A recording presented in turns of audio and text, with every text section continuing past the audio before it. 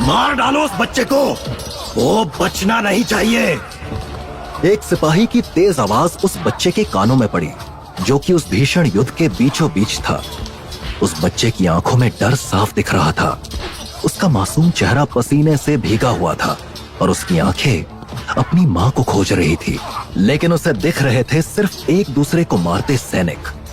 सोने और चांदी के कवच पहने सैनिकों की तलवारों के टकराने की आवाज उसके कानों में चुभ रही थी। इसी बीच एक चांदी के कवच वाला सिपाही उस बच्चे की तरफ भी अपनी तलवार लेकर बढ़ा। तभी दूसरी तरफ से एक तीर आया, जो बच्चे के ऊपर से होते हुए सीधे उस सिपाही की गर्दन में जा लगा। वो सिपाही चिल्लाया और अपनी गर्दन में लगे उस तीर के साथ ही नीचे जा गिरा। बच्चे ने पीछे की तरफ मुड़कर देखा और उसकी आंखें चमक उठी। तीर चलाने वाला कोई और नहीं बल्कि उसकी मां थी, जिन्होंने सोने का कवच पहन रखा था। उस खूबसूरत महिला के चेहरे पर जख्मों के दर्द के बावजूद उसके चेहरे पर एक मुस्कान थी। माँ ने बच्चे के सिर पर हाथ रखकर जब माँ के पैरों से जा तेरी माँ को चोट लगी है बेटा, अभी तुझे गोद में नहीं उठा सकती। बच्चे को अपने सीने से ना लगा पाने का दर्द उस माँ के चेहरे पर साफ दिखाई दे रहा था। तभी चांदी के कवच वाला एक सिपाही उनकी तरफ बढ़ रहा था। उसके चेहरे पर मक्कारी भरी मुस्कान थी। अचानक तभी आग की लपटों से घिरी एक तलवार हवा के वेग को काटती हुई पीछे से आई और उस सिपाही के सिर को एक झटके में धड़ से अलग कर दिया। अभी भी मुझ में इतनी जान बाकी है कि अपने बेटे और पत्नी की रक्षा कर सकूं। स्वर्ण कवच पहने एक सुगठित शरीर वाले घायल पुरुष की गर्जन से आसमान कांप उठा था। आग से लिपटी उसकी तलवार हर उस जीव को खत्म करने को तैयार थी, जिसने आंख उठा के उसकी पत्नी और बेटे की ओर देखा। उस आदमी के सौम्य चेहरे पर घनी दाढ़ी और मूंछ के साथ माथे पर सूरज के आकार का लाल तिलक भी था। बच्चा उत्साहित होकर बोला, बाबा। उसके पिता ने उसे गोद में उठा लिया। इसी के साथ उसकी पत्नी भी उसके सीने से जा लगी और बोली, चंद्रवंशी पूरी तैयारी के साथ आए हैं। इस बार वो शैतान विशाक्त भी उनका साथ दे रहा है। बच्चे के पिता ने उसकी मां के गालों पर हाथ रखकर कहा, हमें कोशिश करनी होगी कि विशाक्त हमारे बेटे तक ना पहुंचे, वरना सब खत्म हो जाएगा। उस महिला ने अचानक दाईं तरफ कुछ देखा। उसकी आंखों में डर साफ दिखाई दे रहा था। उसने अपने हाथ का इशारा उस तरफ करके घबराते हुए कहा, वो शैतान विशाक्त, वो हमारे पीछे यहां तक आ चुका है। कुछ दूर पहाड़ी के ऊपर वो परछाई खड़ी उनकी तरफ ही देख रही थी।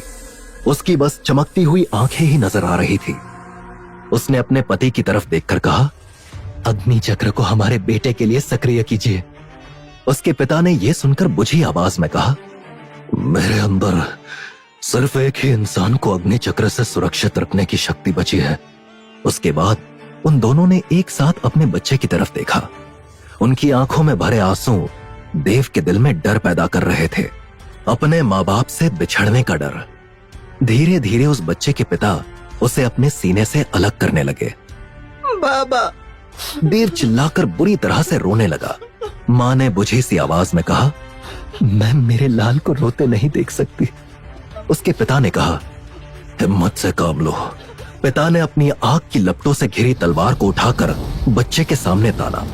इसी के साथ उस तलवार से आग हवा में प्रवाहित हुई और उसने देव के आसपास पथरीली जमीन पर एक गोल आग का घेरा बना दिया। रोता हुआ देव अपने और अपने माता पिता के बीच आग की दीवार देखकर और ज्यादा घबरा गया था। तभी उसकी मां ने दूसरी तरफ देखकर घबरा कर कहा, विशाक्त इसी तरफ ही आ रहा है।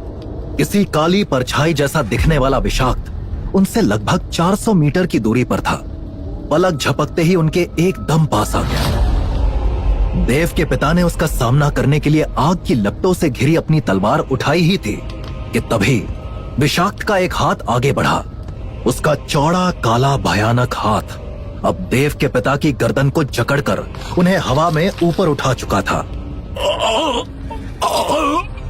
देव के पिता ने कुछ बोलने की कोशिश की, लेकिन उनके शब्द गले में ही फंसकर रह गए। आग की वो दीवार उस बच्चे को अपने पिता की तरफ बढ़ने नहीं दे रही थी। विशाक्त के शिकंजे में मौजूद देव के पिता के हाथ पैर चलने बंद हो चुके थे। तभी देव को आग की दीवार के उस पार अपनी मां दिखाई दी। जिनकी आंखों में अपनी जान बचाने की कोई भी उम्मीद नहीं थी तो सिर्फ अपने बेटे की चिंता और अपने बेटे से बिछड़ने का दुख। उसकी मां ने कुछ कदम दूर से ही उसकी तरफ देखकर कहा, अपना ध्यान रखना मेरे बेटे, हम अब तेरा साथ और नहीं निभा सकते। आग से घिरा देव अपनी मां की तरफ भीगी आंखों से देख ही रहा था कि तभी हवा में तैरता विषाक्त उसकी मां के पीछे आया। उसके भयानक काले हाथ पीछे से मां की गर्दन की तरफ बढ़े। विषाक्त ने मां की गर्दन को दाईं तरफ से मोड़ दिया। गर्दन की हड्डी टूटने की आवाज ने आग की लपटों में घिरे देव को एकदम शांत कर दिया था। अब वो रो नहीं रहा था, बल्कि पत्थर की मूर्ति की तरह एक जगह खड़ा उस भयानक काली परछाई की ओर देख रहा था, जो कि उसके माँ बाप की लाश के ऊपर हवा में तैर रही थी। उस बच्चे के कान में विषाक्त की सांप जैसी आवाज पड़ी, अब तेरी बारी। वो भयानक आवाज सुनकर वो बच्चा डरा नहीं। उसकी आंखों के सामने तो अब भी उसके माँ बाप की लाश थी, जिसकी वजह से उसका दिमाग सुन्न हो चुका था। वो भयानक काले हाथ मौत बनकर उसकी तरफ बढ़े, लेकिन आग के घेरे को पार नहीं कर पाए। निराश हो चुके विषाक्त के गले से भयानक सी आवाज निकली। हवा में तैरता विषाक्त अब आग के इर्द गिर्द ही चक्कर काटने लगा था। देव की मासूम आंखें आसपास मदद के लिए देख रही थी। उसने फिर से जमीन पर पड़े अपने माँ बाप की तरफ देखा, इस उम्मीद में कि वो अभी जिंदा होकर उसे बचा लेंगे। उसने कमजोर होती आवाज में फिर से पुकार लगाई, माँ, बाबा। उसके माँ और पिता भला अब कहां उसकी गुहार सुनने वाले थे। उनके शरीर तो वहीं निर्जीव पड़े थे। अचानक देव को अजीब सी आवाज सुनाई पड़ी। विषाक्त कुछ मंत्र पढ़ रहा था और उसके मंत्र जाप करने के साथ बच्चे के आसपास बना आग का घेरा धीरे धीरे शांत पड़ता जा रहा था। आग का घेरा लगभग शांत ही पड़ गया था और विषाक्त बच्चे को लपकने के लिए एकदम तैयार था कि तभी देव को पीछे से 2 हाथों ने खींच लिया। मेरे रहते तो इस बच्चे को खरोच भी नहीं मार सकता। बच्चे के कानों में जब ये आवाज गई तो उसने उसे बचाने वाले की तरफ देखा। वो पुराना फटा सा चोगा पहने एक फकीर की गोद में था, जिसके चेहरे पर एक अलग ही तेज था। उसके बिखरे हुए बाल काफी लंबे थे। इसी के साथ चेहरे पर घनी दाढ़ी मूछें भी थी। वो फकीर भयानक विषाक्त की तरफ देखकर चिल्लाया, तू इस बच्चे के माँ बाप को तो खा गया, लेकिन इस बच्चे को मैं तेरे हाथ लगने नहीं दूंगा। विषाक्त जानवर की तरह दहाड़कर उस फकीर की तरफ लपका। विषाक्त की भयानक दहाड़ ने देव को अंदर तक दहला दिया था। फकीर ने अचानक से कुछ मंत्र पढ़कर अपना एक हाथ आगे की तरफ ताना। उसके हाथ से प्रकाश की कुछ किरणें निकली। उन किरणों की वजह से विषाक्त बुरी तरह से घबराकर दूर हवा में तैरता चला गया। कौन था यह फकीर? इसके हाथों से यह कैसा उजाला निकला जिसने इस भयानक विषाक्त को दूर भगा दिया? वो फकीर अपने हाथों में देव को कसकर थामे पलटकर दूसरी तरफ भागा। फकीर की गोद में मौजूद वो बच्चा अभी भी अपने माँ बाप की लाशों की तरफ देखने की कोशिश कर रहा था, जो कि अंधेरे में ओझल होती जा रही थी। धड़ाम! तेजी से भागते फकीर की टक्कर अचानक से उस तांगे के आगे बंधे घोड़ों से हुई, जो कि तेजी से उसी तरफ आ रहा था। घोड़ों से टक्कर होने के बाद फकीर चीख कर गिरा, लेकिन पीठ के बल, ताकि उसकी गोद में मौजूद देव को कुछ ना हो। उसी वक्त तांगे को चला रहा एक सफेद धोती वाला आदमी अचानक से उछलकर नीचे आया। उस सांवले लेकिन आकर्षक आदमी के बाल थोड़े लंबे थे। उसके माथे पर अग्नि के चिन्ह का लाल तिलक भी लगा हुआ था। उसने फकीर को देखकर कहा, हे भगवान, ये कौन भिखारी एकदम से तांगे के सामने आ गया? फकीर बच्चे को गोद में उठाए एकदम से उठ खड़ा हुआ। वो उस आदमी की तरफ ध्यान से देखने लगा। उस आदमी ने हैरानी से उस फकीर की तरफ देखकर कहा, कमाल है, तुम तो घोड़ों से सीधे टकरा गए थे। ऐसी टक्कर से किसी आम इंसान की हड्डियां तक टूट जाती, लेकिन तुम तो एकदम सही सलामत हो। वो फकीर पीछे की तरफ देखकर घबरा कर बोला, वो सिपाही आ रहे होंगे, इस बच्चे को बचाना होगा। उस आदमी ने झल्लाकर फकीर से पूछा, अरे कौन सिपाही आ रहे होंगे? ये बच्चा कौन है? क्या तुम इसे कहीं से चुरा कर भागे हो? फकीर ने उस आदमी की बात का जवाब दिए बिना पास जाकर उस तांगे की तरफ देखा। उस फकीर की अजीबोगरीब हरकतें उस आदमी की समझ में नहीं आ रही थी। तभी तांगे के पिछले हिस्से से एक महिला की आवाज आई, क्या हुआ शिवेश? कौन टकरा गया हमारे तांगे से? शिवेश तांगे के पिछले हिस्से की तरफ गया। वो फकीर भी उसके साथ साथ तांगे के पिछले हिस्से की ओर आ गया। वहां एक खूबसूरत महिला बैठी थी। फकीर की गोद में मौजूद बच्चे को देखकर वो मुस्कुराकर बोली, अरे ये तो बहुत प्यारा बच्चा है। कहीं से हमारे तांगे से टकराकर कोई नुकसान तो नहीं हुआ? फकीर ने उसकी बात का जवाब नहीं दिया और तुरंत शिवेश की तरफ पलटकर पूछा, सुनो, तुम कौन हो? तुम कहां से आए हो? शिवेश ने बड़े गर्व के साथ कहा, मैं हरित पर्वत गांव के अधिपति सूर्यकांत का बेटा शिवेश हूं। हम लोग ऋषि ओंकारनाथ के साधना गृह में जा रहे थे, लेकिन तभी तुम हमसे टकरा गए। फकीर ने शिवेश की आंखों में झांक कर कहा, मेरी बात ध्यान से सुनो। ये बच्चा खतरे में है, एक ऐसे खतरे में जिसकी तुम कल्पना भी नहीं कर सकते। इसे बचा लो। शिवेश ने फकीर की गोद में मौजूद 2 साल के उस बच्चे की तरफ देखा जो अपनी मासूमियत भरी नजरों से शिवेश की तरफ ही देख रहा था। न जाने शिवेश को अपने दिल के अंदर किन भावनाओं का उफान महसूस हुआ। उसके हाथ कब आगे बढ़कर उस बच्चे को अपने गोद में ले चुके थे, उसे खुद पता नहीं चला। शिवेश ने गौर से उस बच्चे की तरफ देखकर कहा, आखिर इतने छोटे बच्चे से किसी की क्या दुश्मनी हो सकती है? उसके कान में फकीर की आवाज गूंजी, देव के भविष्य पर बहुत कुछ निर्भर करता है, इसका ध्यान रखना। उस बच्चे देव को अपनी गोद में थामे शिवेश ने आगे की तरफ देखा। वो फकीर वहां से गायब हो चुका था। शिवेश ने तांगे के पास इधर उधर पेड़ों के झुरमुट की तरफ देखकर कहा, यह फकीर इतनी जल्दी कहां गायब हो गया? यह कोई साधारण भिखारी तो बिल्कुल नहीं था। उसी वक्त हवा को काटते हुए एक नुकीला भाला सीधे उस तांगे की तरफ बढ़ा। शिवेश और उसकी गोद में मौजूद देव कुछ समझ पाते उतनी देर में वो भाला तांगे के अंदर वाले हिस्से के आर पार निकल चुका था। शिवेश की पत्नी की चीख पूरे वातावरण में गूंजी। देव को गोद में लिए शिवेश घबराकर तांगे के पिछले हिस्से की तरफ बढ़ा। वहां जो उसने देखा, उसके बाद उसकी आंखें फैल चुकी थी और टांगे वहीं जम गई थी। भाला उसकी खूबसूरत पत्नी की छाती को चीरते हुए तांगे के पिछले हिस्से को भेद चुका था। शिवेश देव को वहीं जमीन पर रखकर बुरी तरह से चीख उठा, मधुलिका! नहीं, ये क्या हुआ? मधुलिका शिवेश की तरफ ही देख रही थी। वो फुसफुसा कर बोली, अब मेरा अंतिम समय आ चुका है। शिवेश ने तांगे के अंदर जाकर उसके चेहरे पर हाथ रखकर कहा, ऐसा मत कहो मधुलिका। मधुलिका ने शिवेश को देखते देखते अपनी आंखें धीरे धीरे मूंद ली। शिवेश अभी भी यकीन नहीं कर पा रहा था कि मधुलिका उसे छोड़कर जा चुकी है। उसने 2-3 बार मधुलिका के चेहरे को अपने हाथ से थपथपाते हुए कहा, मधुलिका, उठो मधुलिका। मधुलिका के ठंडे पड़ते शरीर के साथ शिवेश का दिल भी टूट चुका था। आंखों में आंसू लिए वो तांगे के बाहर निकल आया और वापस देव को अपनी गोद में उठा लिया। शिवेश की गोद में मौजूद देव को दूर से आते कुछ सिपाहियों की आवाज आई, वो रहा बच्चा उस तांगे के पास। यह किसी भी कीमत पर जिंदा नहीं बचना चाहिए। शिवेश को जब तक होश आया बहुत देर हो चुकी थी। उसने कुछ ही दूर खड़े चांदी का कवच पहने सिपाहियों में से एक ने पूरी ताकत से एक और भाला उन्हें निशाना बनाते हुए उनकी तरफ फेंक दिया था। शिवेश के पास अब भाले के रास्ते से हटकर बचने का भी समय नहीं था। अब क्या शिवेश और वो बच्चा एक साथ उस भाले का निशाना बनने वाले थे? तभी अचानक कुछ ऐसा हुआ जिसकी उम्मीद शिवेश को भी नहीं थी। भाला उनसे कुछ ही इंच दूर था कि तभी देव की दोनों आंखों में हल्की सी एक चमक आ गई। उसी वक्त उनकी तरफ आते भाले की दिशा हल्की सी बदली और भाला शिवेश के पैरों के पास धरती में जा घुसा था। इसी के साथ नन्हा सा देव शिवेश से लिपटकर ऐसे रोने लगा जैसे वही उसके माँ और बाबा दोनों थे। शिवेश को अपनी आंखों पर यकीन नहीं हो रहा था। उसने अपनी गोद में थामे बच्चे की तरफ देखते हुए कहा, उस फकीर ने शायद सच ही कहा था।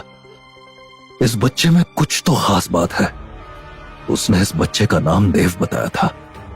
आज इसी की वजह से मेरी जान बची है, तो मुझे भी इसकी जान बचानी होगी।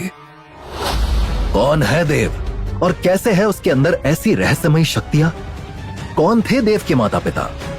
वो उसे किस भयानक परछाई से बचाने की कोशिश कर रहे थे? कैसा होगा देव का आगे का जीवन? अगर हमारी तरह आपको भी ये सब जानना है तो बने रहिए पॉकेट एफएम पर सर्वशक्तिमान देव के अगले एपिसोड के साथ।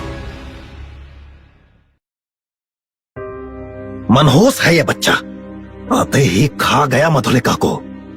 शिवेश नन्हे से देव को बड़ी मुश्किल से बचाकर अपने गांव हरित पर्वत पहुंच तो गया, लेकिन उसके विशाल भवन के सामने परिवार शोक और क्रोध से भरा खड़ा था, क्योंकि उनकी अपनी प्रिय सदस्य मधुलिका उस तांगे में मृत पड़ी थी। उसके शरीर में लगा भाला अब भी वहीं पड़ा था। शिवेश की आंखें और शरीर मानो पत्थर हो गए थे। लेकिन दुखद यह था कि परिवार के अधिकतर लोग इस अनहोनी का जिम्मेदार मान रहे थे उस 2 साल के मासूम देव को। शिवेश देव को गोद में उठाए उस भवन के विशाल दरवाजे से होते हुए अंदर आंगन में पहुंचा। तभी शिवेश का भाई अविराम दौड़ते हुए उसके पास आया और पूछा, ये क्या सुन रहा हूं शिवेश? ये बच्चा कौन है और मधुलिका कहां है? शिवेश ने कोई जवाब नहीं दिया तो अविराम की नजर बाहर खड़े तांगे पर गई। उसमें खून से सना भाला लगा देखकर वो बोला, इसका मतलब मधुलिका? शिवेश ने गहरी सांस लेकर कहा, वो एक भयानक युद्ध का शिकार हो गई। उसी युद्ध के दौरान ये बच्चा मिला मुझे। घर की 2 औरतें भी दौड़ती हुई उस तरफ आई। उनमें से एक ने शिवेश के पास आकर गुस्से में कहा, जिसकी वजह से मेरी प्यारी जेठानी अब इस दुनिया में नहीं है, उसे आप घर में ले आए। शिवेश की गोद में मौजूद नन्हा देव अपनी तरफ नफरत से देखते लोगों को भी मासूमियत से निहार रहा था। शिवेश ने कमजोर सी आवाज में कहा, मधुलिका के साथ जो भी हुआ उसमें देव का कोई दोष नहीं है। तभी देव की नजर एक लड़के पर पड़ी जो कि बड़ा उत्साहित सा भवन के अंदर से आ रहा था। वो एकदम से शिवेश के पैरों से जा लिपटा और इधर उधर देखकर पूछा, पिताजी, मां तांगे से उतर क्यों नहीं रही है? शिवेश की बेजान आंखों से आंसू की पतली धार बह निकली। उसने अपने बेटे के सिर पर हाथ फेर कर कहा, मुझे माफ कर दे शिवांग, मैं तेरी मां को बचा नहीं पाया। ये सुनकर शिवांग एकदम सुन पड़ चुका था। अविराम अपनी लाल अंगारे जैसी आंखें लिए तेजी से देव की तरफ बढ़ता हुआ बोला, मेरी भाभी इसी को बचाने के चक्कर में मरी है, इसको तो मैं। रुक जाओ अविराम। शिवेश देव के सामने ढाल की तरह आकर बोला, देव को तुम छुओगे भी नहीं। अविराम ने शिवेश की आंखों में आंखें डालकर कहा, सड़क पर पड़े कचरे से इतना लगाव? शिवेश ने अविराम के और पास आकर कहा, यह मत भूलो कि मैं तुमसे बेहतर योद्धा हूं। देव ने रक्षा की है मेरी, अगर इसे बचाने के लिए मुझे शस्त्र भी उठाने पड़े तो मैं झिझकूंगा नहीं। अविराम कुछ कहता उससे पहले उसके कंधे पर पीछे से किसी ने हाथ रखा और भारी आवाज में कहा, तो अब मेरी संतानें अग्निवंश का नाम ऐसे ऊंचा करेंगी? अविराम ने पिताजी को समझाते हुए बताया, लेकिन पिताजी, ये शिवेश न जाने किसको उठा लाया। शांत हो जाओ अविराम। उसके पिता ने गंभीर आवाज में कहा, मैं सूर्यकांत अग्निवंश का मुख्य होने के नाते आदेश देता हूँ कि हमारे घर की बहू मधुलिका का अंतिम संस्कार ठीक समय पर और सभी विधियों के साथ हो। थोड़ी ही देर में गांव के लगभग सभी आदमी उस बड़े शमशान घाट में पहुंच गए थे। मधुलिका की चिता के पास खड़े पंडित ने कुछ मंत्र पढ़े। उसके बाद उसने शिवेश की तरफ देखकर कहा, जजमान, अब आप चिता को अग्नि दे। भारी मन से हाथ में मशाल लिए शिवेश आगे बढ़ा और चिता को अग्नि देते हुए बोला, मैं तुम्हें विदा जरूर कर रहा हूं, लेकिन कभी भुला नहीं पाऊंगा मधुलिका। चिता ने अब आग पकड़ ली थी और उसकी लपटें आसमान तक उठ रही थी। वहीं खड़े सूर्यकांत ने शिवेश की तरफ बढ़कर धीरे से उसके कान में कहा, इस बच्चे को तुमने तो स्वीकार कर लिया, लेकिन अग्निवंश के बाकी लोग इसे कभी नहीं अपनाएंगे। शिवेश ने सूर्यकांत की तरफ देखकर पूछा, और आप पिताजी, क्या आप अपनाएंगे देव को? देव? सूर्यकांत ने उस बच्चे की तरफ देखते हुए कहा, तो ये नाम चुना है तुमने इसके लिए? शिवेश ने इस पर कुछ नहीं कहा तो सूर्यकांत आगे बोले, अगर देव आगे खुद को बाकी अग्निवंश के लोगों की तरह एक अच्छा योद्धा साबित करता है तो वो मेरी नजरों में भी आ पाएगा, लेकिन तब तक इस देव का कोई वजूद नहीं मेरे लिए। शिवेश ने सूर्यकांत की तरफ देखकर कहा, मुझे बस आपसे एक वचन चाहिए पिताजी। देव को मैं अपने संतान की तरह पालना चाहता हूं। उसे इस बात का एहसास तक नहीं होना चाहिए कि वो अग्निवंश का हिस्सा नहीं है। सूर्यकांत ने कुछ सोचकर धीरे से सिर हिलाकर कहा, ठीक है। देव अब धीरे धीरे अग्निवंश कुल के लोगों के साथ ही बड़ा होने लगा। पिता के प्यार के कारण 5 साल बाद देव के मन से अपने अतीत से जुड़ी यादें लगभग मिट चुकी थी। एक सुबह पतला दुबला देव लालच भरी आंखों से उस पेड़ की ऊंची टहनी पर लगे फल की तरफ देख रहा था कि उसे किसी का ताना सुनाई दिया। अब तुझे हमारे बागान में लगे फल भी खाने हैं। देव सहम कर पीछे मुड़ा तो देखा तो उससे 2 साल बड़े उसके चचेरे भाई कनिष्क और मलय उसकी तरफ आ चुके थे। देव ने मुस्कुराकर कनिष्क की तरफ देखकर कहा, कनिष्क भाई, ये बगीचा मेरा भी है। कनिष्क ने व्यंग में कहा, गांव के लोगों की भी हिम्मत नहीं होती यहाँ आने की। ये बगीचा हमारा है, समझा? और तुझे कोई इस परिवार का मानता भी है? देव के कोमल मन को इन बातों से बहुत दुख होता है। वो कभी ये बात समझ नहीं पाता कि परिवार के बहुत से सदस्य उससे इतना चिढ़ते क्यों है। अपना चेहरा नीचे किए वो उस बगीचे से जा ही रहा था कि तभी उसका दूसरा चचेरा भाई मलय उसके सामने आकर बहुत प्यार से बोला, रुक तो जा, तुझे ये फल खाना है ना? देव ने तेजी से सिर हिलाया। मलय ने कहा, तो फिर देख क्या रहा है, चढ़ जा पेड़ पर और तोड़ ले। देव तुरंत पेड़ की तरफ बढ़ा और किसी बंदर की तरह तेजी से उस पेड़ के मोटे तने को पकड़कर ऊपर चढ़ने लगा। नीचे खड़े कनिष्क ने मलय से कहा, ये क्या किया तूने? कनिष्क का सवाल सुनकर मलय के चेहरे पर मक्कारी भरी मुस्कान आ गई। उसने अपनी जेब से गुलेल निकाली और बोला, अब आएगा ना मजा। मलय ने उस गुलेल में एक कंकड़ फंसाया और ऊंची टहनी के पास तेजी से बढ़ रहे देव की तरफ निशाना साधा। देव बस उस फल के कुछ ही दूर था कि तभी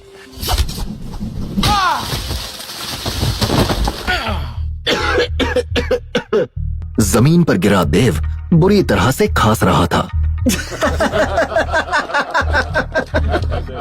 तभी मलय ने देव के सीने पर अपना पैर रखकर कहा, बस यही जगह है तेरी हमारे परिवार में। हमारा नौकर है तू और हमेशा वही रहेगा। तभी पीछे से किसी ने मलय को जोर से धक्का दिया और वो भी धूल में जा गिरा। उसके बाद धूल में गिरे देव की तरफ वो नन्हा कोमल सा हाथ बढ़ा। देव ने ऊपर देखा, उससे बस 2 साल बड़ी लड़की उसी की तरफ देख रही थी। देव उसे देखकर मुस्कुरा दिया और उसका हाथ थाम कर उठ खड़ा हुआ। उसके बाद उस लड़की ने गुस्से से कनिष्क और मलय की तरफ देखकर कहा, मैंने तुमसे कहा था ना कि मेरे छोटे भाई देव को दोबारा परेशान मत करना। कनिष्क ने गुस्से से उस लड़की की तरफ देखकर कहा, तुम फिर से आ गई हमें प्रवचन देने अभिलेखा? अभिलेखा ने गुस्से से कहा, तुम दोनों जाओ यहां से, नहीं तो मैं पिताजी से तुम्हारी शिकायत कर दूंगी। कनिष्क और मलय तुरंत वहां से भाग गए। उसके बाद अभिलेखा ने देव की तरफ देखा जो कि फपक फपक कर रोने लगा था। अभिलेखा उसके पास पहुंचकर बोली, अरे तू रो क्यों रहा है देव? देव ने अभिलेखा की तरफ देखकर रोते हुए कहा, ये ऐसा क्यों कहते हैं कि मैंने पैदा होते ही माँ को मार दिया? अभिलेखा ने देव के दोनों कंधों पर हाथ रखकर कहा, तूने ऐसा कुछ भी नहीं किया। अच्छा तुझे फल खाना था ना, ये ले। देव ने अपनी चोटों को भूलकर मुस्कुरा के अभिलेखा से फल ले लिया। अभिलेखा ने उससे कहा, अच्छा अब सुन, हम सबको अतिथि भवन बुलाया है। आज विकासनगर के राजा विक्रमसेन हरित पर्वत आ रहे हैं। तू फटाफट जाकर कपड़े बदल और चेहरा साफ करके उनका स्वागत करने के लिए वहीं आ जा। कुछ देर बाद देव और अभिलेखा बेहद भव्य अतिथि भवन के पास पहुंचे तो वहां पहले से ही देव के पिता शिवेश, उसका बड़ा भाई शिवांक और परिवार के बाकी सदस्य खड़े थे। देव को उस तरफ आता देखकर अविराम की पत्नी अनुप्रिया अपनी सुनहरी साड़ी का पल्लू ठीक करते हुए बोली, इसको यहाँ किसने बुला लिया? अब ये घर के बाकी लोगों के साथ राजा विक्रमसेन का स्वागत करेगा क्या? उसकी बात सूर्यकांत के कानों तक पहुंची जो कि सबसे आगे खड़े थे। उन्होंने अनुप्रिया की तरफ देखकर कहा, बहू, आज के दिन मुझे कोई हंगामा नहीं चाहिए। ये सुनकर अनुप्रिया ने मुंह बना लिया। देव और अभिलेखा भी बाकी सबके साथ जाकर खड़े हो गए थे। इतने में ही कई कवचधारी सिपाहियों से घिरी एक बहुत ही शानदार बग्घी अग्निवंश परिवार के अतिथि भवन के सामने आकर रुक गई। एक सिपाही ने आगे बढ़कर तेज आवाज में कहा, महापराक्रमी राजा विक्रमसेन पधार रहे हैं। बग्घी का दरवाजा खुला और तेजवान राजा विक्रमसेन बाहर निकले। सूर्यकांत मुस्कुराते हुए आगे बढ़े और राजा विक्रमसेन के सामने हाथ जोड़कर बोले, आइए राजा साहब, मैं अग्निवंश परिवार का मुखिया सूर्यकांत अतिथि भवन में आपका स्वागत करता हूँ। राजा विक्रमसेन ने सूर्यकांत के कंधे पर हाथ रखकर कहा, आपका बहुत धन्यवाद। उसके बाद उन्होंने बग्घी की तरफ देखकर कहा, आर्या, दिव्या, परितोष, चलो बाहर निकलो। उसके बाद बग्घी में से देव की ही उम्र की एक छोटी लड़की बाहर निकली, जो अपनी मासूम बड़ी बड़ी आंखें फाड़कर इधर उधर देख रही थी। राजा विक्रमसेन ने उस लड़की के सिर पर हाथ फेरकर कहा, यह है हमारी छोटी बेटी आर्या। आर्या नई जगह आकर बहुत उत्साहित महसूस कर रही थी। उसी उत्साह में वो थोड़ी तेज गति से आगे बढ़ी कि तभी एक पत्थर से उसका पैर हल्का सा टकराया। वो गिरने ही वाली थी कि तभी दो हाथ आगे बढ़े और उन्होंने उसे संभाल लिया। आर्या की नजर उसे बचाने वाले की तरफ गई। देव उसे देखकर मुस्कुरा दिया। वो भी मुस्कुराकर मधुर आवाज में बोली, मुझे बचाने के लिए शुक्रिया। देव के पीछे ही भीड़ में कुछ ऐसे भी लोग थे जिन्हें आर्या और देव की बातचीत पसंद नहीं आ रही थी। वो थे अविराम के बेटे सक्षम, कनिष्क और मलय। राजा विक्रमसेन ने मुस्कुराकर देव की तरफ देखकर कहा, तुम्हारा बहुत धन्यवाद बेटे। हमारी पुत्री के शरीर पर हम एक खरोच भी बर्दाश्त नहीं कर सकते। देव बस मुस्कुरा दिया, कुछ बोला नहीं। उस वक्त बग्घी से आर्या से 3 साल बड़ी उसकी बहन दिव्या और भाई परितोष भी बाहर निकल आए थे। राजा विक्रमसेन ने सूर्यकांत से कहा, तो ये है मेरे 3 अनमोल रतन। दिव्या तो इसी साल आलोकमठ जा रही है। सूर्यकांत ने मुस्कुराकर कहा, वैसे हमारे अग्निवंश से भी इसी साल 2 लड़के आलोकमठ जा रहे हैं, मेरे पोते सक्षम और शिवांग। राजा विक्रमसेन ने मुस्कुराकर कहा, वाह, बधाई हो। वैसे मेरे बच्चों को आपके हरित पर्वत के मशहूर बगीचे देखने का बड़ा मन था, क्या यह व्यवस्था हो सकती है? सूर्यकांत ने सिर हिलाकर कहा, बिल्कुल। सूर्यकांत ने बस सक्षम और शिवांग को हल्का सा इशारा किया। वो लोग आर्या, दिव्या और परितोष को अतिथि भवन से दूर बगीचे की तरफ ले जाने लगे।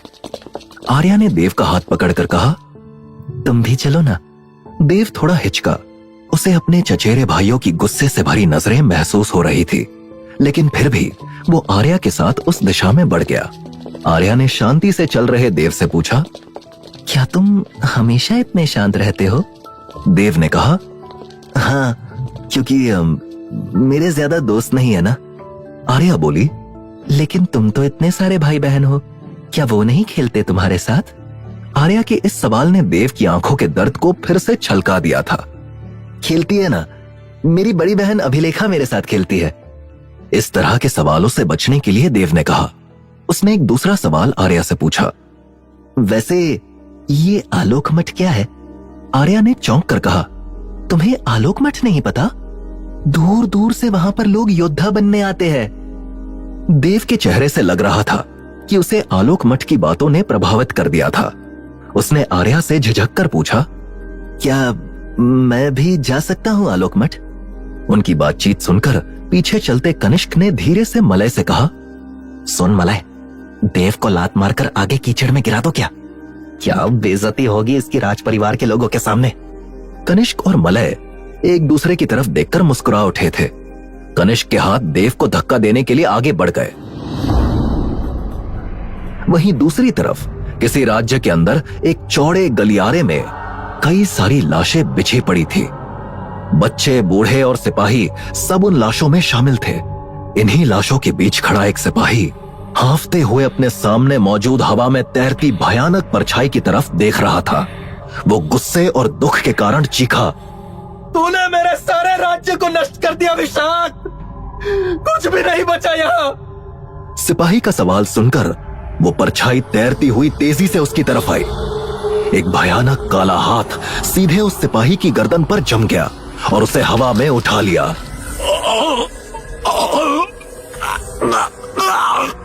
सिपाही उस शिकंजे से छूटने की पूरी कोशिश कर रहा था, लेकिन उसकी ताकत बेकार थी। उस परछाई की भयानक चमकती आंखों में उसे अपनी मौत दिख रही थी। कौन है विषाक्त और क्यों वो इतना तबाही फैला रहा है? क्या कनिष्क और मलय देव को कीचड़ में गिराकर अपमानित कर पाएंगे? जानने के लिए सुनिए सर्वशक्तिमान देव का अगला एपिसोड सिर्फ पॉकेट एफएम पर।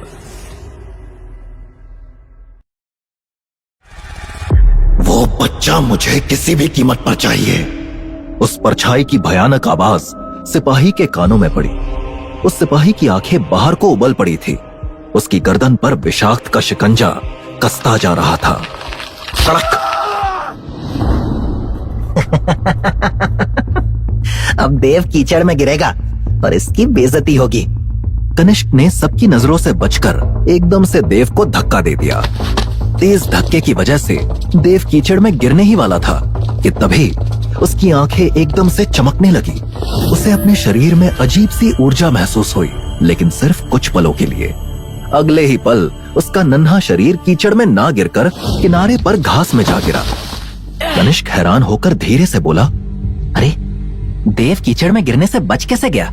तभी शिवांग खुसुर फुसुर करते हुए कनिष्क और मलय के पास पहुंचा और कहा, मेहमानों के सामने भी अपनी हरकतों से बाज नहीं आओगे तुम?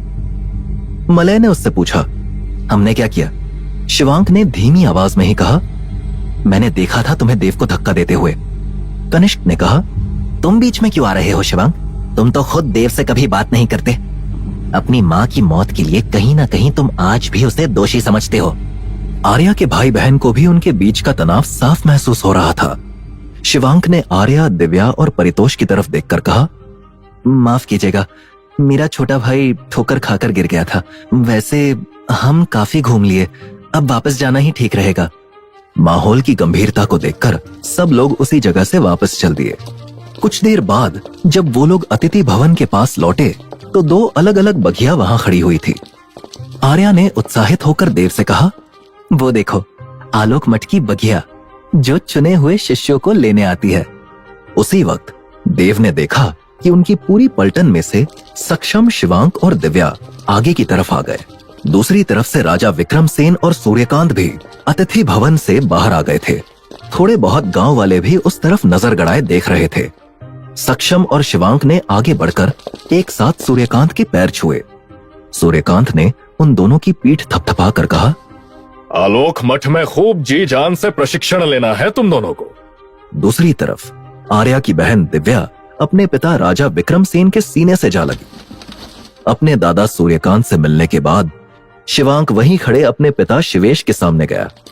शिवेश ने मुस्कुराकर उससे पूछा, जाने से पहले अपने छोटे भाई बहन से नहीं मिलोगे? शिवांक हल्का सा पीछे मुड़ा और देव की तरफ देखकर हल्के गुस्से में बोला, मेरी सिर्फ एक बहन है, अभिलेखा, मेरा कोई छोटा भाई नहीं है। शिवेश ने ये बोला। वो लोग अपनी अपनी बघियों में बैठ गए जो अपने आप ही चलने लगी। कनिष्क ने उन घोड़ों की तरफ देखकर हैरानी से कहा, ये तो बिना किसी तांगे वाले के आगे बढ़ रहे हैं। उसके साथ खड़ा मलय बोला, आलोक मठ के घोड़ों को पता है कि उन्हें कहां जाना है। राजा विक्रमसेन ने सूर्यकांत के कंधे पर हाथ रखकर कहा, आलोक मठ यहाँ से पास ही है, जिसकी वजह से हम यहाँ आए थे। हमारी बेटी और आपके परिवार के दो लड़के आलोक मठ के लिए निकल चुके हैं। अब हमें भी जाने की आज्ञा दीजिए। सूर्यकांत ने मुस्कुराकर कहा, मैं तो आपका आभारी हूँ कि आपने हमें आतिथ्य सत्कार करने के योग्य समझा। उसी वक्त आर्या कोने में खड़े देव के सामने आकर बोली, मुझे तुमसे मिलकर बहुत अच्छा लगा देव, क्या तुम मेरे दोस्त बनोगे? ये सुनकर देव के चेहरे पर एक मुस्कान आ गई। आर्या उसकी जिंदगी की पहली दोस्त बन चुकी थी, जिस वजह से वो कुछ देर पहले हुई घटना को पूरी तरह से भूल गया था। उसने आर्या की तरफ दोस्ती का हाथ बढ़ाया ही था कि तभी उसके पिता राजा विक्रमसेन ने उस तरफ आकर कहा, आर्या, अब हमारे वापस लौटने का समय हो गया है। आर्या ने अपने पिता के साथ जाते जाते पलटकर एक बार फिर से देव की तरफ देखा, जो कि अपनी जगह से बिल्कुल नहीं हिला। उसने बस मुस्कुराकर आर्या की तरफ देखकर हाथ हिलाया, लेकिन तब तक आर्या बग्घी में बैठ चुकी थी। बग्घी धीरे धीरे देव की नजरों से ओझल होती चली गई। वो लोग तो चले गए थे, लेकिन पीछे खड़े कनिष्क की आवाज देव के कानों में पड़ी। राजा विक्रमसेन को भी पता चल गया कि ऐसा कमजोर लड़का अग्निवंश का हिस्सा हो ही नहीं सकता। तभी उन्होंने आर्या को इससे दूर किया। उसने पहले भी देव को चिढ़ाने के लिए बहुत सी बातें कही थी, लेकिन ये बात उसके दिल को इसीलिए चुभी थी क्योंकि आर्या उसकी इकलौती दोस्त बनी थी। अचानक शिवेश ने देव का हाथ पकड़ा और उसे उन सबसे दूर एक शांत जगह ले गए। वहां देव खुद को रोक नहीं पाया और फूट फूट कर रोने लगा। देव ने अपना हाथ छुड़ाकर गुस्से से कहा, मैं अब और सहन नहीं कर सकता पिताजी। शिवेश ने उसके दोनों कंधे झकझोर कर कहा, मैं जानता हूं कि तुम्हें उनकी बात से धक्का लगा है, लेकिन तुम्हें अपनी भावनाओं पर काबू पाना होगा। तुम उनके जैसे नहीं होते, बहुत खास हो। ये बात बोलते बोलते शिवेश कई साल पहले की यादों में खो गया था, जब उसकी तरफ आता भाला न जाने कैसे एकदम से दूसरी दिशा में चला गया था। देव ने शिवेश का हाथ पकड़कर उसे अपने ख्यालों से निकालते हुए कहा, मैं ऐसा क्या करूं पिताजी कि ये लोग मुझे तंग करना छोड़ दे। शिवेश ने देव की तरफ देखकर कहा, एक रास्ता है, लेकिन वो बहुत ही कठिन है। आलोक मठ जाना होगा तुम्हें। फिर से आलोक मठ का नाम सुनकर देव की धड़कनें हल्की सी तेज हो गई थी। वो समझ गया था कि इस जगह का बड़े बड़े राजाओं से लेकर उसका अग्निवंश परिवार सब सम्मान करते हैं। उसके पिता ने आगे कहा, तुम्हें खुद को इस परिवार का सबसे महान योद्धा बनाना होगा। आज के समय जो इंसान औरों से ज्यादा वीर और शक्तिशाली होता है, उसकी सब इज्जत करते हैं। देव ने अपनी दोनों मुट्ठियों को कसकर भींचते हुए कहा, मैं जाऊंगा आलोक मठ और आपका सिर पूरे परिवार में सबसे ऊंचा करूंगा। शिवेश ने गहरी सांस लेकर कहा, लेकिन आलोक मठ जाना इतना भी आसान नहीं है देव। शिवांक और सक्षम ने 2-3 साल मेहनत की और उसके बाद जाकर वो मठ के बाहरी वर्ग के शिष्य बन पाए। तुम अभी से प्रशिक्षण करोगे, तब कहीं जाकर कुछ सालों में बाहरी वर्ग के शिष्य बन पाओगे। देव ने अपने पिता का हाथ थामकर कहा, क्या आप मुझे प्रशिक्षण देंगे? शिवेश मुस्कुरा दिए। उन्हें देव की आंखों में भविष्य में आने वाला एक महायोद्धा दिखाई दे रहा था। उन्होंने देव से कहा, आज से भूख प्यास नींद सब भूलकर दिन रात मेहनत में लग जाओ। देव को बार बार अपनी इकलौती दोस्त आर्या के सामने हुआ अपना अपमान याद आ रहा था। वो अपने पिता की बात मानकर उसी समय से आलोक मठ में प्रवेश पाने की तैयारी में लग गया। अगले ही दिन देव और शिवेश हरित पर्वत गांव के कोने में बने जंगल की तरफ आ पहुंचे, जहां एक नदी बह रही थी। देव ने उस नदी की तरफ देखकर कहा, आप मुझे यहां क्यों लेकर आए हैं? शिवेश ने जमीन पर पड़ा बांस का गट्ठर उठाकर कहा, तुम्हें यह गट्ठर पीठ पर बांधकर नदी के उस तरफ लेकर जाना है, कर सकोगे? देव ने सिर हिला दिया। शिवेश ने देव की पीठ पर बांस का वो गट्ठर बांध दिया और कहा, नदी का पानी सिर्फ तुम्हारे घुटनों तक आएगा, लेकिन इसमें बहाव बहुत है, ध्यान से जाना। देव ने गहरी सांस ली और पीठ पर बंधे बांस के गट्ठर के साथ नदी में उतर गया। बहाव सच में बहुत तेज था। कुछ कदम चलने पर ही देव एकदम से फिसला और सीधे नदी में गिरा। वो अब पानी में पूरी तरह डूब चुका था और पीठ पर बंधे गट्ठर के भारी होने की वजह से निकल भी नहीं पा रहा था। उसका दम घुट रहा था। तभी उसे पीछे से किसी ने खींचा और गट्ठर समेत बाहर निकाल दिया।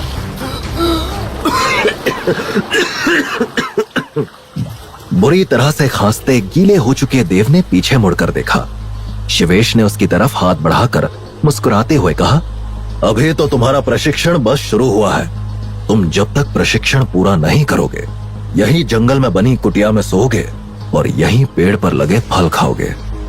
देव अपने पिता का हाथ थामकर उठ गया। उसे समझ में आ गया था कि अभी उसके सामने उसके प्यारे पिता नहीं, बल्कि एक कठोर अध्यापक खड़ा था, जो किसी भी हाल में अपने शिष्य को जीतते हुए देखना चाहता था। अगले दिन देव ने अभ्यास के दौरान 2 कठोर पत्थरों को अपने हाथों से पकड़ रखा था। उसकी पीठ पर भी एक भारी पत्थर रखा हुआ था। उसने पीठ हल्की सी झुकाई कि तभी पीछे से उसकी एड़ियों पर एक पतला डंडा जोर से पड़ा। आ! देव चीखा। उसके पिता, जो कि डंडा पकड़े पीछे खड़े थे, कड़क आवाज में बोले, मैंने बताया था ना कि पीठ बिल्कुल मुड़नी नहीं चाहिए। अभी तुम्हें 2 घंटे और ऐसे ही रहना है। क्या 2 घंटे और? देव ने थोड़ा चौंक कर कहा। शिवेश ने कोई जवाब नहीं दिया। वो देव की कमर पर रस्सी से पत्थर बंधवाकर उसे उबड़ खाबड़ जमीन पर चलवाते, उसे एक जगह बिठाकर 2 घंटे तक ध्यान करवाते। कभी कभी उसे सोने के लिए भी पथरीली जमीन मिलती। अभ्यास करते हुए कब 1 साल बीत गया पता ही नहीं चला। 8 साल का देव एक दिन जब थक कर वहीं जंगल में एक पेड़ के नीचे बैठा था तो शिवेश ने उसके सामने एक प्याला लाकर रख दिया जिसमें हरा सा काढ़ा था। देव ने अजीब सा मुंह बनाकर कहा, ये कैसा काढ़ा है पिताजी, क्या मुझे ये पीना पड़ेगा? शिवेश ने मुस्कुराकर कहा, मैंने जंगल में मिलने वाली कुछ खास जड़ी बूटियों को पीसकर इस काढ़े को तैयार किया है। इसको पीने से तुम्हें शक्ति मिलेगी। देव ने उसका एक घूंट लेकर कहा, ये तो बहुत कड़वा है पिताजी। शिवेश ने उसके मुंह से प्याला अलग नहीं होने दिया और उसके गले में काढ़े को उड़ेलते हुए कहा, यह शक्तिवर्धक काढ़ा है। तुम मारक युद्ध कला के पहले स्तर पर हो, लेकिन इसे पीकर तुम दूसरे स्तर पर आ जाओगे। देव ने पूरा काढ़ा एक घूंट में पीकर अपना मुंह पोंछकर कहा, मारक युद्ध कला, ये क्या होती है? शिवेश ने कहा, योद्धा बनने की शुरुआत में मारक युद्ध कला ही सिखाई जाती है। इसके 8 स्तर होते हैं। मैं अभी तक तुम्हें मारक युद्ध कला का प्रशिक्षण ही दे रहा था। देव को काढ़ा पीकर अपने शरीर में कुछ बदलाव महसूस हो रहे थे। उसने हैरान होकर कहा, पिताजी, मेरे शरीर में मुझे अजीब सी शक्ति महसूस हो रही है। शिवेश ने उससे प्याला लेकर कहा, तुम मारक युद्ध कला के पहले स्तर से दूसरे स्तर पर आ चुके हो, इसीलिए तुम्हें ऐसा महसूस हो रहा है। तुम्हें एक राज की बात बताऊं? बताइए ना। बोलते हुए देव अपने हाथों की तरफ देख रहा था जिनमें उसे अब काफी शक्ति महसूस हो रही थी। शिवेश ने कहा, मारक युद्ध कला के पहले स्तर से दूसरे स्तर तक पहुंचने में ही लोग 4 साल लगा देते हैं, लेकिन तुम एक ही साल में स्तर तक पहुंच गए, शायद अपने अंदर मौजूद उस खास शक्ति की वजह से। देव ने कहा, आपने मुझसे पहले भी ऐसा कहा था कि मेरे अंदर कोई शक्ति है जिसको मुझे पहचानना है। ऐसा क्या है मेरे अंदर? शिवेश ने इस बात का कोई जवाब नहीं दिया। उनके चेहरे पर बस देव के भविष्य की चिंता थी। जंगल में कठिन अभ्यास करते हुए 2 साल और निकल गए। 10 साल का मजबूत और फुर्तीला देव पीठ पर गट्ठर बांधे उसी नदी के सामने खड़ा था। शिवेश ने देव के कंधे पर हाथ रखकर कहा, क्या अब तुम तैयार हो इस परीक्षा के लिए जिसमें 3 साल पहले तुम नाकाम हुए थे? देव ने शिवेश से कहा, मैं तैयार हूं पिताजी। शिवेश ने कहा, जो लोग मारक युद्ध कला के तीसरे स्तर तक पहुंच जाते हैं सिर्फ वही इस नदी को पार कर पाते हैं। देव ने नदी की तरफ देखकर कहा, मैं इस बार नदी को जरूर पार कर लूंगा। शिवेश की आंखों में चिंता साफ दिख रही थी। देव ने गहरी सांस ली और पीठ पर बंधे गट्ठर के साथ नदी में उतर गया। इस बार उसे तेज बहाव या पीठ का भार कुछ भी महसूस नहीं हो रहा था। उसकी आंखों में खुशी की चमक थी। वो बड़बड़ाया, इस बार तो ये नदी मैं आराम से पार कर लूंगा। वो नदी के बीच में पहुंचा ही था कि तभी उसका पैर एकदम से फिसला और वो बांस के गट्ठर समेत पानी में डूब गया। देव का दम घुटता जा रहा था। वो सतह पर आना चाहता था, लेकिन गट्ठर के वजन की वजह से नहीं आ पा रहा था। देव! उसके पिता की आवाज उसे दूर से आ रही थी, लेकिन वो कुछ नहीं कर पा रहा था। क्या तेज बहता पानी देव की जान ले लेगा? क्या देव के अंदर छिपी शक्ति उसे इस बार बचाएगी? कौन है ये विषाक्त और कैसे पहुंचेगा ये देव तक? जानने के लिए सुने सर्वशक्तिमान देव का अगला एपिसोड सिर्फ पॉकेट एफएम पर।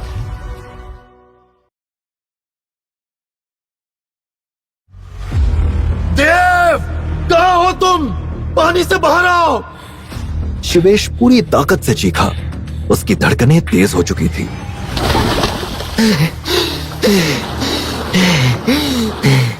गहरी सांस लेकर अचानक से तेज धार वाली नदी से देव बाहर निकला। वो तेजी से गीले बांस के गट्ठर के साथ नदी को चीरते हुए दूसरे किनारे तक पहुंच गया। शिवेश एकदम खुश होकर उठ खड़ा हुआ और दूसरे किनारे पर मौजूद देव से तेज आवाज में चीखा, देव, तुमने कर दिखाया। इसका मतलब अब तुम मारक युद्ध कला के तीसरे स्तर तक पहुंच चुके हो। देव ने बांस के गट्ठर को एक और फेंका और नदी को दुगनी गति से पार करते हुए वापस शिवेश के पास जाकर उनसे तेजी से लिपट गया। शिवेश की आंखों में आंसुओं के साथ अपने बेटे के लिए ढेर सारा गर्व भी था। शिवेश ने कहा, जब तुम नदी के अंदर चले गए थे तो मेरी सांसें अटक गई थी। देव ने कहा, मुझे भी उम्मीद नहीं थी कि मैं नदी के प्रवाह के आगे टिक पाऊंगा, लेकिन फिर न जाने मुझे शरीर में कैसी शक्ति महसूस हुई जो मैं इतने तेज बहाव में भी वापस उठ गया।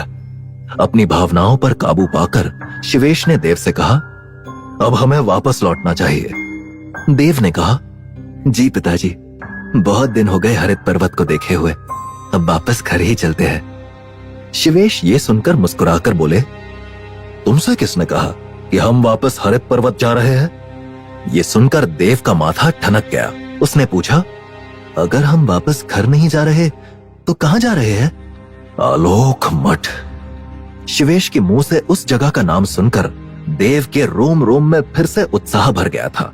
शिवेश ने आगे कहा, आज शाम को ही आलोक मठ में बाहरी वर्ग का शिष्य बनने के लिए प्रतियोगिता है।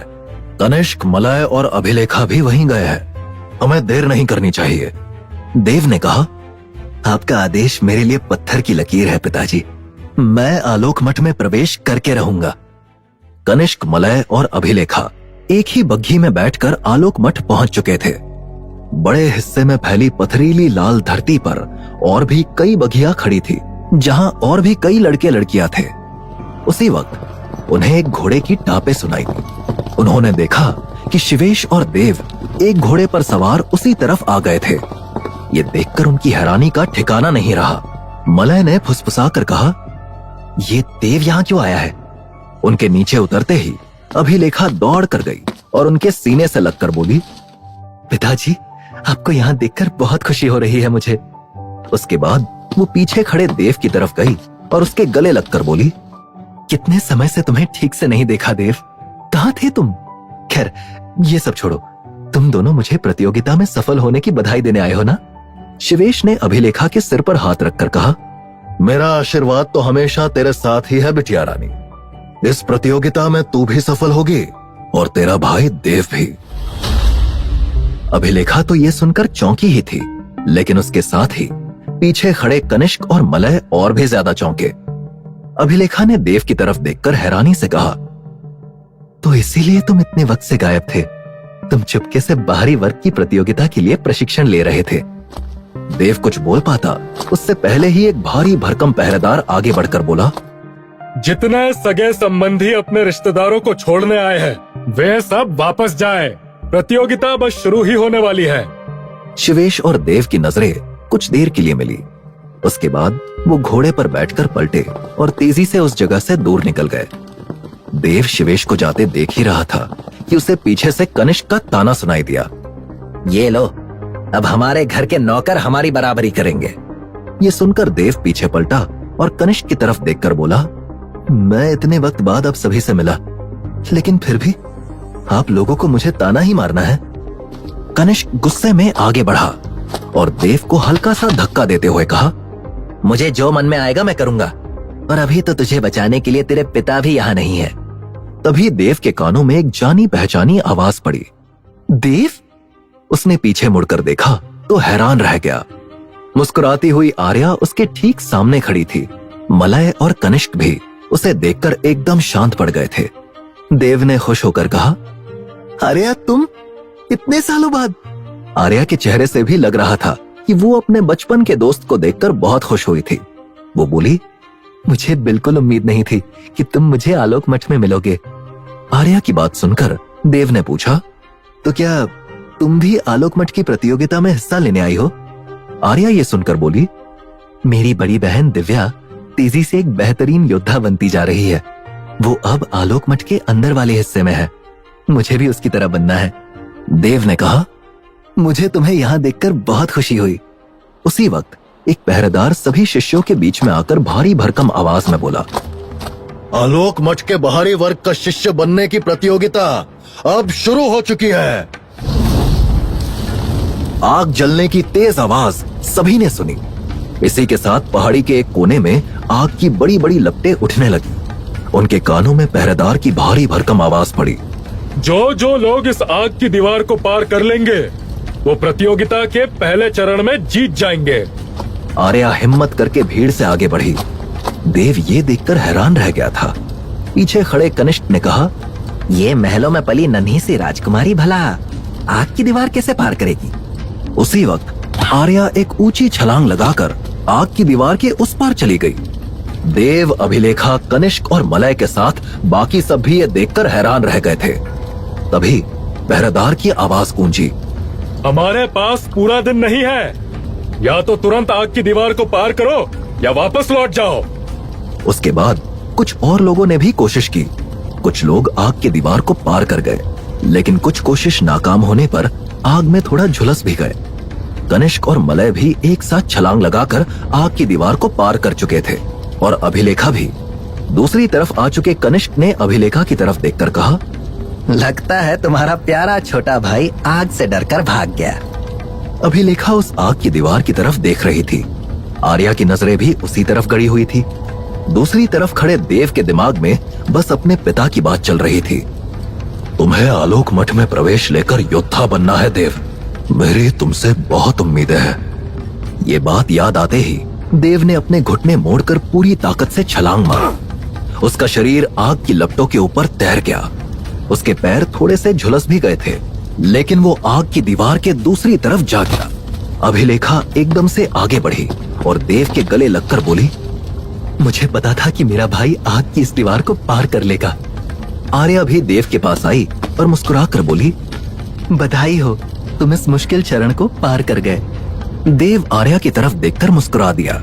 कनिष्क और मलय के चेहरे पर उस वक्त जलन के भाव थे। उन्होंने आसपास देखा, आधे से भी कम लोग आग की दीवार को पार कर पाए थे।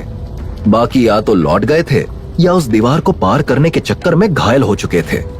तभी एक पहरेदार फिर से उन लोगों की तरफ आया और तेज आवाज में बोला, पहला चरण पार करने की आप सबको बधाई, लेकिन अभी दूसरा और आखिरी चरण बाकी है, जो कि है पत्थर दौड़। भीड़ में से दूसरे चरण का नाम सुनकर खुसुर फुसुर हो रही थी। तभी पहरेदार ने उन्हें शांत रहने का इशारा करते हुए कहा, तुम सबकी कमर से एक रस्सी बांध दी जाएगी, जिससे बंधे पत्थर को घसीटते हुए तुम सबको दूर मौजूद उस बरगद के पेड़ तक भागना है। आखिरी 20 लोग प्रतियोगिता से बाहर हो जाएंगे और बाकी लोग आलोक मठ के बाहरी वर्ग में प्रवेश कर सकेंगे। कनिष्क ने मुस्कुराकर देव की तरफ देखकर कहा, पहला चरण तो तू तुक्के से पार कर गया था, लेकिन अब क्या करेगा? देव ने कोई जवाब नहीं दिया। कुछ ही देर में पहरेदारों ने सभी लोगों की कमर से उन रस्सियों को बांध दिया जिससे पत्थर लिपटे हुए थे। सभी लोग दौड़ने के लिए एकदम तैयार थे। एक पहरेदार ने अपने मुंह से शंख बजाकर सबको एक साथ दौड़ने का इशारा किया। सभी लोग अपनी कमर से बंधे बड़े बड़े पत्थरों को घसीटते हुए दौड़ने लगे। कनिष्क और मलय एक साथ तेज गति से सबसे आगे भाग रहे थे। मलय ने भागते हुए कहा, देखा भाई, कोई भी हमारी बराबरी नहीं कर पा रहा है। उसी वक्त कनिष्क ने दाईं तरफ देखा तो उसका चेहरा उतर गया। देव दौड़ता हुआ उनके बगल में आ पहुंचा था। वो दोनों पहले तो हैरान रह गए। उसके बाद कनिष्क ने गुस्से से कहा, इससे तो मैं अभी मजा चखाता हूँ। कनिष्क दौड़ते हुए दाईं तरफ गया और देव को कंधे से धक्का मारकर गिराने की कोशिश की। उस मजबूत धक्के से देव गिरा तो नहीं, लेकिन उसका संतुलन हल्का सा बिगड़ गया था। उसने कनिष्क की तरफ देखते हुए कहा, कनिष्क भाई, आपको ऐसा नहीं करना चाहिए, ये नियमों के खिलाफ है। कनिष्क ने मक्कारी भरी मुस्कुराहट के साथ कहा, जीत का सिर्फ एक ही नियम है, कैसे भी करके जीतो। कनिष्क ने वापस देव को धक्का मारने की कोशिश की, लेकिन तभी पीछे से दौड़ती हुई आर्या देव के बगल में आ गई। कनिष्क का धक्का गलती से देव के बजाय उसे लगा और वो सीधे जमीन पर गिरी।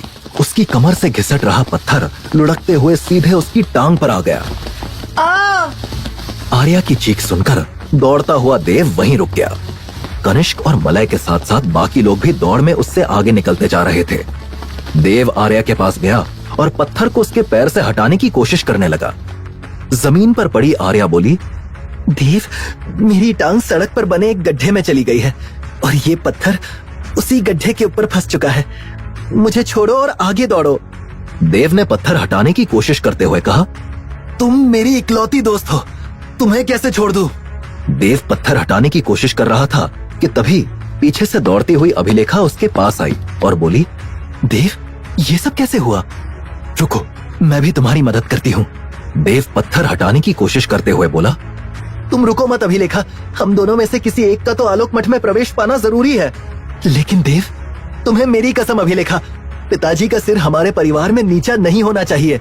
जाओ। देव की बात मानकर अभिलेखा तेजी से आगे दौड़ने लगी। देव और आर्या के सामने एक एक करके बाकी लोग आगे बढ़ते चले जा रहे थे, जिसकी वजह से उनकी जीत की उम्मीद भी लगभग खत्म होती जा रही थी। तभी देव ने आर्या की ओर देखा। उसकी आंखें हल्की सी नम हो चुकी थी। ये देखकर देव के शरीर के अंदर कुछ हलचल होने लगी। उसकी आंखें फिर से चमक उठी। उसने पूरा जोर लगाया। पत्थर आर्या के पैर से हटकर दूसरी तरफ लुढ़क गया। आर्या घबराहट की वजह से थोड़ी देर के लिए देव की आंखों में आई रोशनी को नहीं देख पाई। आर्या फिर से उठ खड़ी हुई। अच्छी बात यह थी कि पत्थर से दबे पैर को कोई खास नुकसान नहीं पहुंचा था। वो हैरानी से देव की तरफ देखकर बोली, तुमने गड्ढे में फंसे पत्थर को कैसे हटाया देव? देव ने कहा, बस थोड़ा जोर लगाया और हट गया। अब हमें दौड़ना चाहिए। आर्या ने गहरी सांस लेकर कहा, हाँ, अब क्या फायदा, हम सबसे आगे थे लेकिन अब बहुत पीछे है। देव ने कहा, मेरे पिता ने मुझे सिखाया है कि विपरीत परिस्थितियों में भी हार नहीं माननी चाहिए। हमें बस आखिरी 20 लोगों में नहीं आना है। आओ साथ में इस पत्थर दौड़ को पार करते हैं। दूसरी तरफ कनिष्क, मलय और अभिलेखा कई और लोगों के साथ बरगद के पेड़ को पार करके पत्थर दौड़ खत्म कर चुके थे। कनिष्क ने अभिलेखा की तरफ देखकर कहा, बार बार उस तरफ मत देखो अभिलेखा, देव ये प्रतियोगिता नहीं जीतने वाला। तभी एक पहरेदार की तेज आवाज गूंजी, बस 2 लोग और इस दौड़ को पार कर सकते हैं। उसके बाद आलोक मठ में प्रवेश करने की प्रतियोगिता समाप्त हो जाएगी। तभी अभिलेखा और बाकी लोगों की नजरें तेजी से अपनी तरफ दौड़कर आते 3 लोगों पर पड़ी। उनमें से एक आर्या थी, एक देव था और एक कोई और लड़का। अभिलेखा जहां देव को देखकर खुश हो गई थी, वहीं कनिष्क ने अपने हाथ पर मुक्का मारकर कहा, हो गई पूरी योजना चौपट। देव और आर्या पूरी ताकत से पत्थर को घसीटते हुए भाग रहे थे। देव ने अपने बगल में तेजी से भाग रहे लड़के को देखकर कहा, हमें बस इसको हराना है आर्या, उसके बाद हम लोग आलोक मठ में शिष्य बन जाएंगे। देव, आर्या और वो लड़का अब बस अपनी मंजिल से कुछ ही इंच दूर थे, लेकिन तभी उस लड़के ने एक ऊंची छलांग मारी। उस छलांग को देखकर अभिलेखा और आर्या की सांसें रुक चुकी थी। आर्या बोली, अब हम नहीं जीत पाएंगे देव। क्या देव और आर्या यह प्रतियोगिता जीत पाएंगे? क्या वो आलोक मठ के बाहरी वर्ग का शिष्य बन सकेंगे? जानने के लिए सुने सर्वशक्तिमान देव का अगला एपिसोड सिर्फ पॉकेट एफएम पर। उस लड़के की तेज छलांग के साथ ही आर्या को अपने और देव के ये प्रतियोगिता जीतने का आखिरी मौका भी खत्म होता लग रहा था। लेकिन तभी देव की आंखें चमकने लगी थी।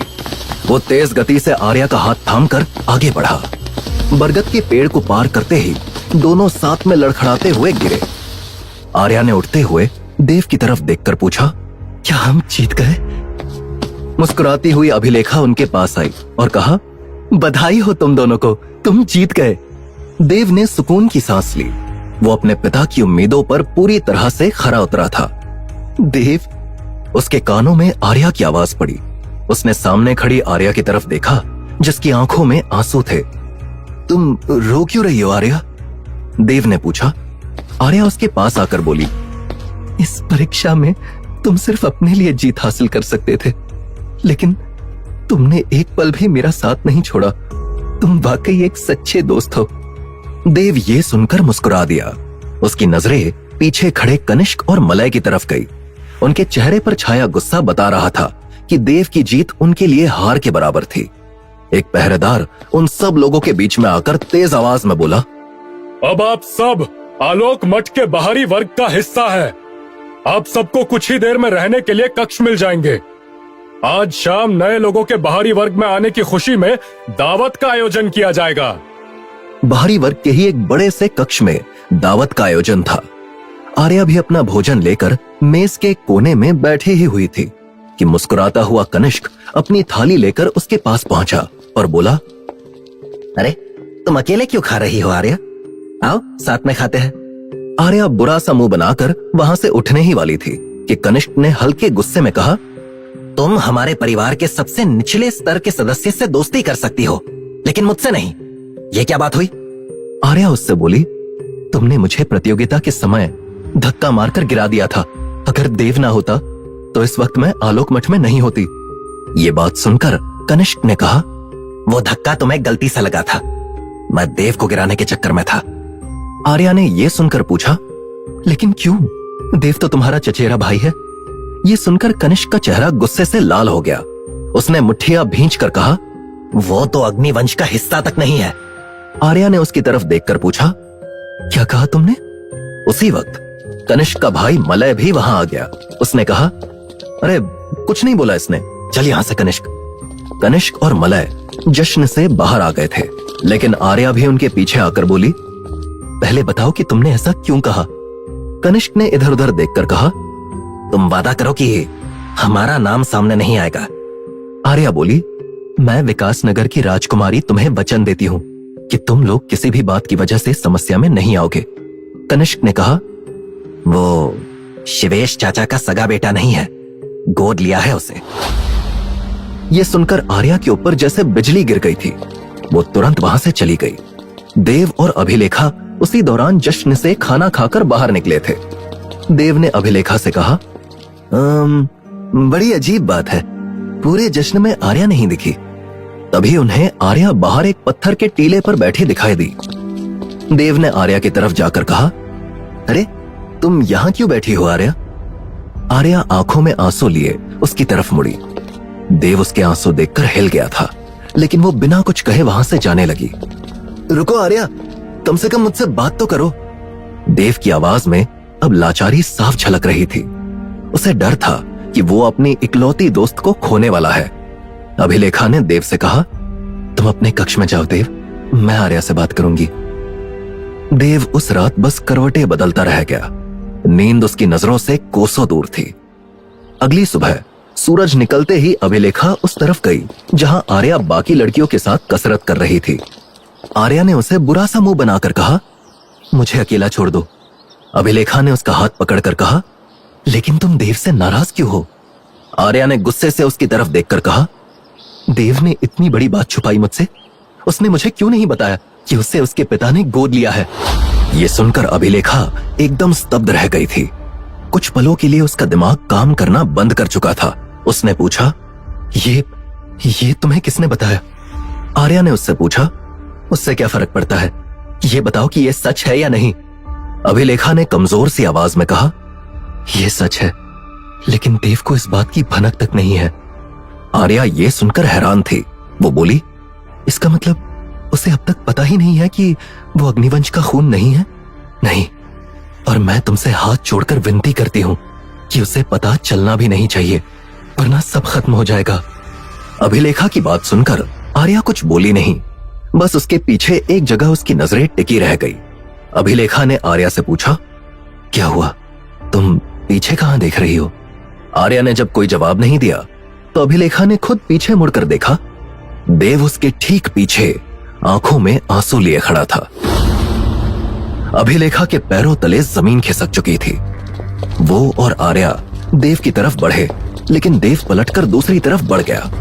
अभिलेखा तेज आवाज में बोली, देव रुको, मेरी बात तो सुनो।